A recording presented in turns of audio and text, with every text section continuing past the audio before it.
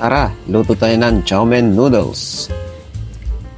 May chicken breast nga pala ako dito. Iniwa ko lang ng maninipis na kagaya niyan. Lagyan lang natin ng oyster sauce, soy sauce, onion powder, garlic powder, black pepper, cornstarch. Mix lang natin ng maayos yan. Tapos marinate lang natin ng 4-15 minutes. Tapos set aside natin. Papakulo lang tayo ng tubig at pakuluan na natin ang ating noodles.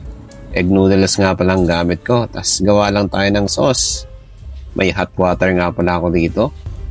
Tunawin lang natin ang chicken cubes.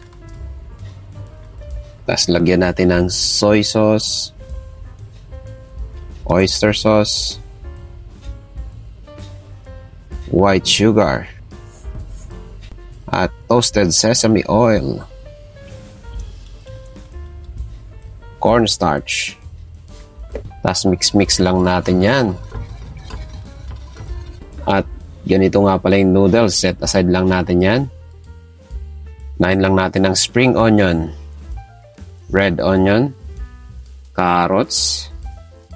Gisa-gisahin lang natin yan hanggang sa magkakulay konti. Tapos lagay na natin ang cabbage. Yan, mix lang. Hindi natin kailangan lutuin ng matinito kasi baga gulay yan para medyo malutong. Lagyan lang din natin ng sauce na minix natin kanina. Yan ang magpapalasa dyan. Yan, gisa-gisahin lang natin konti. Madali lang to. Napakabilis lang yan. Yan, kapag medyo bumagsak na konti yung cabbage, set aside. Pan-fry lang natin ang ating chicken.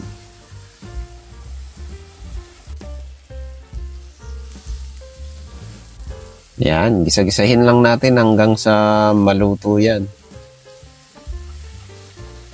Yan, di natin maiiwasan na didikit talaga sa kawali yan kasi kumbaga chicken breast yan eh. Kumbaga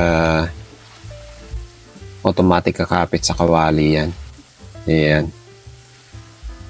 Tapos pag ganyan ang itsura, set aside. Tapos gisa lang natin ang ating noodles. Napakadali lang nito guys. Kita nyo yung mga tutong-tutong dyan. Goods yan. Pampalasa yan. Tapos lagay na natin ang ating sauce. Napakadali na lang nito. Ayan. Kasi kumbaga natimpla mo na yung sauce, lagay ka na lang ng lagay. Yan, mix lang natin hanggang sa lumapot yan. Ayan, oh, kitang-kita nyo naman.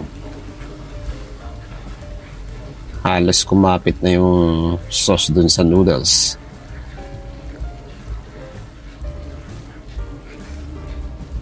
Ayun, halos okay na to guys. Scrape lang natin yung mga gilid-gilid dyan para humalo dun sa lasa ng sauce natin. Tapos lagay na natin ang ating ginisang gulay kanina. Lagay na rin natin ang chicken. Tapos dahon ng sibuyas. Mix lang yan. Ayan, kitang-kita nyo naman.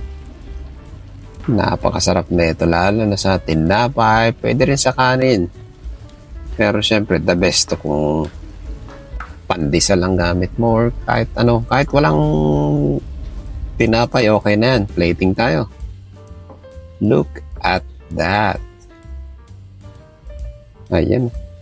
Pag mo sanang mapanood ng Hating Gabi to go, gutoming ka talaga. Ayan. Sana masubukan nyo guys. Kahit anong noodles, pwede dyan. Ayan. Kung meron kayong ano dyan, instant noodles, pwede yung recipe na to. Napakadali. Ayan, tikman natin.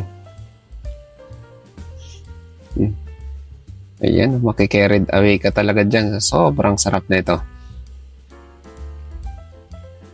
Tamang-tamang merienda, handa sa birthday yan. Yung ini-edit ko nga to, grabe. Naglalaway pa rin ako. Sana masubukan mo to. Ayan, oh. mapapahigop ka talaga.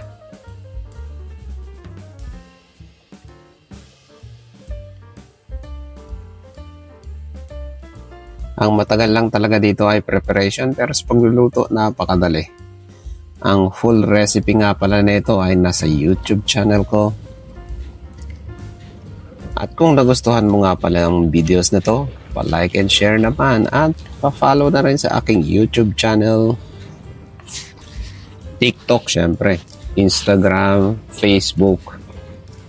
At ano pang hinihintay nyo? Luto na at maraming salamat.